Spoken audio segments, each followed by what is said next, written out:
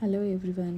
ఈ వీడియోలో మనం దొండకాయ కూరని దానికి కావాల్సిన పొడిని ఎలా తయారు చేసుకోవాలో చూద్దాం. దానికోసం ఈ వీడియోలో చూపిస్తున్నట్టు దొండకాయల్ని సన్నగా పొడుగ్గా తరుక్కొని బాండీలో నూనె వేసి వేయించుకుంటూ దానికి కావాల్సిన పొడిని తయారు చేసుకుందాం.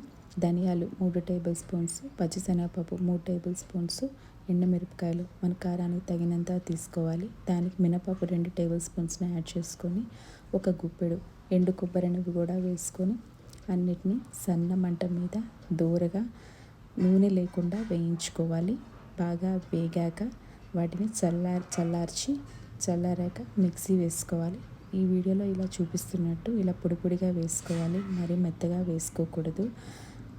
దీన్ని మనం దొండకాయలు వేగాక దాని మీద ఈ పొడిని మనం చల్లుకోవాలి. మళ్ళీ కారం వేయాల్సిన అవసరం లేదు, సాల్ట్ వేసుకుంటే సరిపోతుంది. ఎండుమిరపకాయలే సరిపోతాయి కారానికి.